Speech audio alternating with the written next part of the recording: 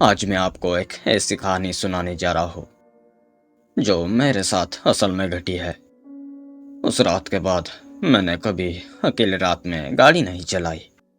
उस गांव का नाम ही सुनकर ही मेरे रोंगटे खड़े हो जाते हैं। मैंने सोचा था कि वो सब झूठ है, लेकिन उस रात मैंने अपनी आंखों से देखा। उसने मेरी जिंदगी हमेशा के लिए बदल दी। मेरा नाम रोहन है। दिल्ली में रहता हूँ। एक प्राइवेट कंपनी में जॉब करता हूँ। बात है करीब 2 साल पुरानी। मेरे एक स्कूल फ्रेंड आकाश की शादी थी। उत्तराखंड के एक छोटे से कस्बे कोटद्वार में शादी में जाना था, तो मैंने सोचा क्यों ना रोड ट्रिप मारी जाए, बस थोड़ा एडवेंचर हो जाएगा। मैंने अपने दो और दोस्तों विक्की और अंकित को भी साथ चलने को बोला। दोनों तैयार हो गए। हम तीनों शुक्रवार शाम को दिल्ली से निकले। मेरी होंडा सिटी थी, उसी में सामान लादा और चल पड़े। शुरू में तो मस्ती थी, गाने बज रहे थे, ठंडी बियर पी रहे थे। रास्ते में ढाबे पर खाना खाया। मूड बहुत अच्छा था। रात करीब 11 बजे हम मुराबाद के आसपास थे। विकी ने कहा, यार सुबह तक पहुंच जाएंगे, कोटद्वार ज्यादा दूर नहीं है अब। अंकित ने गूगल मैप चेक किया। हाँ, करीब 150 किलोमीटर है और 2.5-3 घंटे में पहुंच जाएंगे। लेकिन फिर कुछ ऐसा हुआ कि हमारी सारी प्लानिंग गड़बड़ा गई। मैप ने एक शॉर्टकट दिखाया, एक कच्चा रास्ता जो पहाड़ियों के बीच से होकर जाता था और सीधा कोटद्वार के पास निकाल देता था। इस रास्ते से हम करीब 1 घंटा बचा सकते थे। विक्की बोला, चलते हैं यार, आखिर पहुंचना तो कोटद्वार ही है। मैंने भी सोचा, चलो शॉर्टकट ही लेते हैं। बस यही एक फैसला था जो हमारे लिए काल बन गया। हम मेन रोड से उतरकर उस कच्चे रास्ते पर घुस गए। शुरू में सब ठीक था, लेकिन जैसे जैसे हम आगे बढ़े वो और संकरा और खतरनाक होता गया। दोनों तरफ घने जंगल थे, इतनी घनी झाड़ियां कि चांद की रोशनी भी अंदर नहीं आ पा रही थी। गाड़ी की हेडलाइट ही सहारा थी। करीब आधे घंटे चले होंगे कि अचानक गाड़ी की एक लाइट बुझ गई, फिर दूसरी भी कमजोर पड़ने लगी। ये क्या हो रहा है? मैंने गाड़ी रोकी। अंकित बोला, लगता है बैटरी कमजोर है या अल्टरनेटर में खराबी है। विक्की ने कहा, चलो आगे बढ़ते हैं, कोई गांव मिलेगा तो पता करेंगे। मैंने गाड़ी आगे बढ़ाई, लेकिन अब रफ्तार बहुत धीमी थी। करीब 10 मिनट बाद हम एक ऐसी जगह पहुंचे जहां से आगे कोई रास्ता नहीं था। मैप ने गलत रास्ता दिखाया था। हम फंस गए थे। चारों तरफ सिर्फ जंगल और अंधेरा। यार, अब क्या करें? मैंने हार कर पूछा। विकी ने बाहर देखा। देखो, वह कोई रोशनी है, शायद कोई गांव हो। हमने देखा, थोड़ी दूर पर कुछ मध्यम रोशनी टिमटिमा रही थी। कोई चारा नहीं था। हमने गाड़ी वही खड़ी की और पैदल उस रोशनी की तरफ बढ़ गए। जंगल में ऐसी खामोशी थी कि अपने ही कदमों की आवाज से डर लग रहा था। बस कभी कभी दूर कहीं जंगली जानवरों की आवाजें आती थी। करीब 20 मिनट पैदल चलने के बाद हम एक गांव के पास पहुंचे, लेकिन ये गांव बिल्कुल वैसा नहीं था जैसे हमने सोचा था। बहुत पुराने और खंडहर से मकान थे। कई मकानों की छतें गिर चुकी थी, दीवारों पर बेलें चढ़ी हुई थी। लगता था जैसे सैकड़ों साल पुराना गांव हो। ये गांव तो सुनसान लगता है, अंकित ने धीमी आवाज में कहा। हाँ, लेकिन वो रोशनी थी ना, मैंने कहा। हम आगे बढ़े।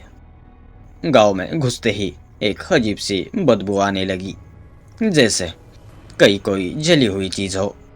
और सन्नाटा, इतना गहरा सन्नाटा कि कानों में सीटी बजने लगी। आसपास कोई चिड़िया नहीं, कोई कुत्ता नहीं, कुछ नहीं। हमने देखा कि एक मकान में मिट्टी के तेल की लालटेन जल रही थी। बाकी सारे मकान अंधेरे में डूबे थे। विक्की बोला, चलो वहां चलते हैं, किसी से पूछताछ करते हैं। हम उस मकान के पास गए। दरवाजा बंद था, लेकिन अंदर से आवाजें आ रही थी। मैंने दरवाजा खटखटाया। आवाजें बंद हो गई। फिर करीब 1 मिनट बाद दरवाजा धीरे से खुला। अंदर से एक बूढ़े आदमी ने झांका। उसकी आंखें बहुत डरी हुई लग रही थी। कौन हो तुम? इतनी रात को यहाँ कैसे? उसने कर्कश आवाज में पूछा। मैंने पूरी बात बताई, कैसे हम रास्ता भटक गए, गाड़ी खराब हो गई, रोशनी देखकर यहाँ आ गए। बूढ़े ने हमें ऊपर से नीचे देखा। फिर उसने धीमी आवाज में कहा, तुम लोग यहाँ से चले जाओ, जितनी जल्दी हो सके इस गांव से निकल जाओ। लेकिन सर, हमारी गाड़ी खराब है, रात में हम कहाँ जाएंगे? क्या आप हमें एक रात के लिए जगह दे सकते हैं? अंकित ने उनसे मदद मांगी। बूढ़े की आंखों में डर और गुस्सा दोनों थे। मैं कह रहा हूँ, यहाँ से भागो, ये गाँव खूनी है, यहाँ कोई नहीं रहता, बस मैं और मेरी बीवी है, और वो भी अब नहीं रही। बूढ़े की बात सुनकर हम सुन रह गए। उसने कहा, 18 साल पहले इसी गांव में एक बड़ा हादसा हुआ था। एक माँ ने अपने ही बेटे की हत्या कर दी थी। उसके बाद वो पागल हो गई। उसने खुद को भी मार डाला। कहते हैं उसकी आत्मा आज भी इस गांव में भटकती है। हर साल अमावस्या की रात वो किसी न किसी को अपना शिकार बना लेती है। और आज अमावस्या है। बूढ़े की बातें सुनकर हम तीनों की रूह कांप गई। विक्की ने हंसने की कोशिश की। अरे बाबा, आप तो पुरानी बातें कर रहे हैं, भूत प्रेत सब झूठ होते हैं। हमें बस एक रात चाहिए, कल सुबह हम निकल जाएंगे। बूढ़े ने गहरी सांस ली।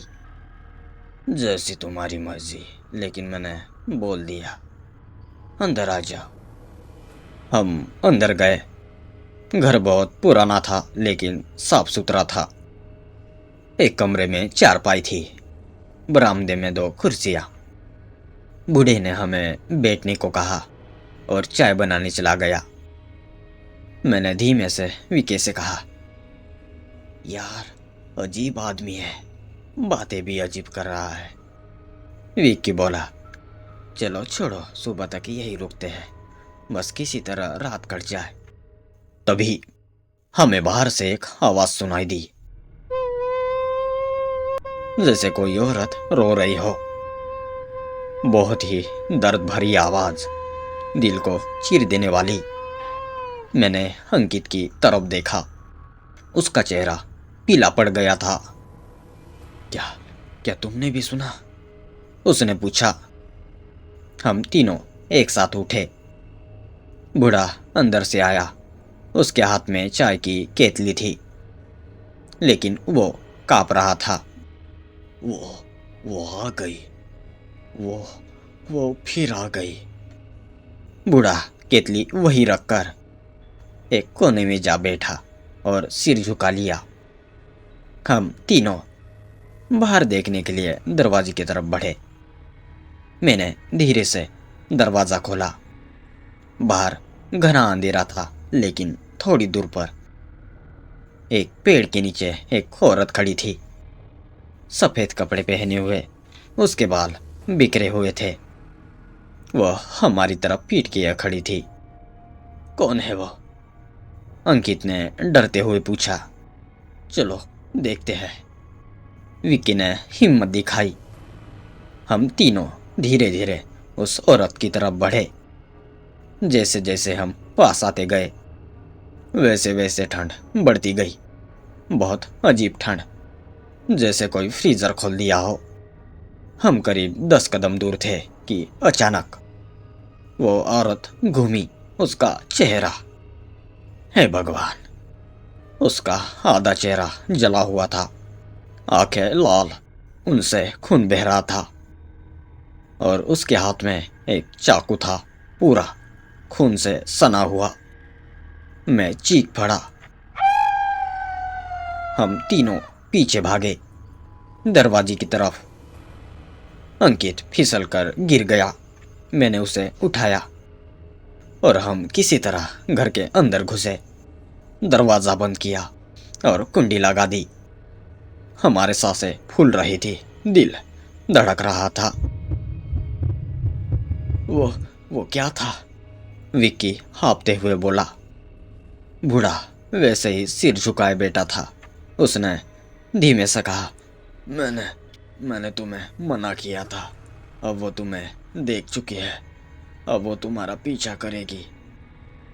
तभी दरवाजे पर जोरदार दस्तक हुई।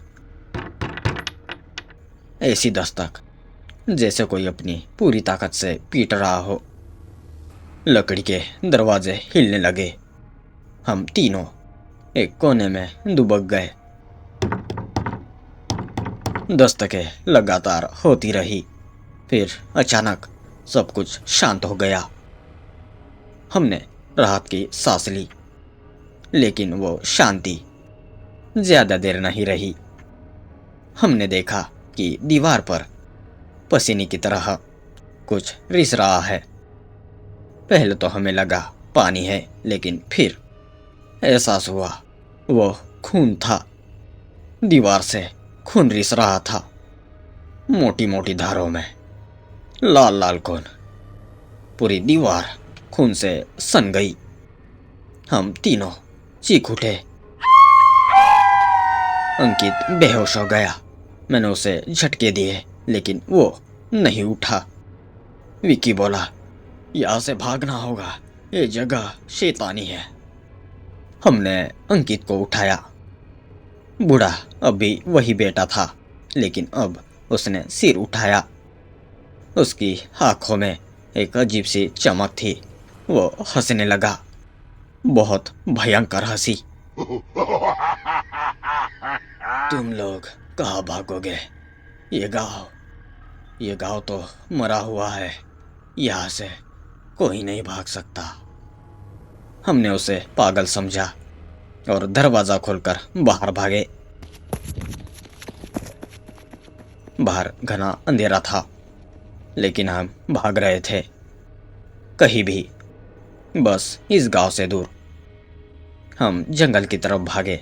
वही हमारी गाड़ी थी। अगर गाड़ी मिल जाए तो किसी तरह यहाँ से निकल सकते हैं। हम दौड़ रहे थे कि अचानक विक्की चीखा। मैंने पीछे देखा। विक्की को किसी ने पकड़ लिया था। वो औरत, उसने विक्की के पैर पकड़ लिए थे। विक्की जमीन पर गिर गया। वो उसे घसीट रही थी। विक्की, मैं चीखा, लेकिन कुछ कर नहीं सका। विक्की चिल्ला रहा था, बचाओ बचाओ मुझे, बचाओ। और फिर अचानक उसकी आवाज बंद हो गई। वो अंधेरे में गायब हो गया। मैंने अंकित को देखा। वो अभी बेहोश था। मैंने उसे कंधे पर उठाया और भागा। अब मैं अकेला था, एक बेहोश दोस्त को लेकर। उस खूंखार चुड़ैल से भाग रहा था। मैं जंगल में भागा। पेड़ों की टहनियां मुंह पर आ रही थी।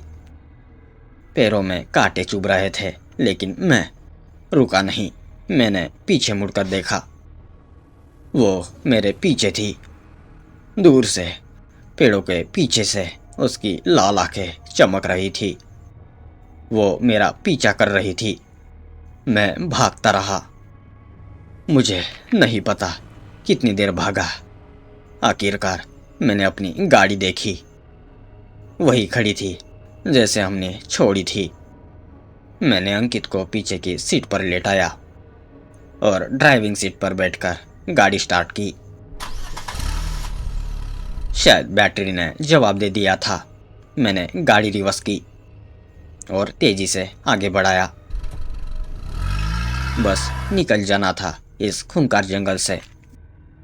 मैंने गाड़ी की तेज रोशनी की। सामने सड़क पर अचानक वो आ गई। वो औरत बिल्कुल सामने खड़ी थी। उसका जला हुआ चेहरा, खून से सनी आंखें, हाथ में चाकू। वो मुस्कुरा रही थी, बहुत भयंकर मुस्कान। मैंने हॉर्न बजाया लेकिन वो नहीं हटी। मैंने गाड़ी सीधा उस पर चढ़ाने की सोची। एक्सीलेटर पर पैर रखा और गाड़ी उसकी तरफ दौड़ा दी। लेकिन जैसे ही गाड़ी उसके पास पहुंची, वो गायब हो गई। गाड़ी सीधे एक पेड़ से जा भिड़ी। मेरे सिर में चोट लग गई, खून बह रहा था। मैंने अंकित की तरफ देखा, वो अब भी बेहोश था। मैं किसी तरह गाड़ी से बाहर निकला। अब मैं अकेला था, घायल उस जंगल में, और वो चुड़ैल कहीं भी हो सकती थी। मैंने अपनी ताकत जुटाई और अंकित को गाड़ी से बाहर निकाला। उसे कंधे पर लादकर मैं सड़क पर चल दिया। बस निकलना था इस जंगल से। मैं चलता रहा। कितनी देर चला पता नहीं। सुबह होने वाली थी। आसमान में हल्की रोशनी आने लगी थी। तभी मैंने देखा सामने से एक ट्रक आ रहा है। मैंने हाथ हिलाया, ट्रक रुक गया। ड्राइवर ने हमें देखा, हमारी हालत देखी और तुरंत अंदर बैठा लिया। ट्रक वाला हमें पास के अस्पताल में ले गया। अस्पताल में हमारा इलाज हुआ। अंकित को होश आ गया। उसे कुछ याद नहीं था उस रात का। विक्की नहीं मिला। पुलिस में रिपोर्ट दर्ज कराई लेकिन उस गांव का कहीं पता नहीं चला।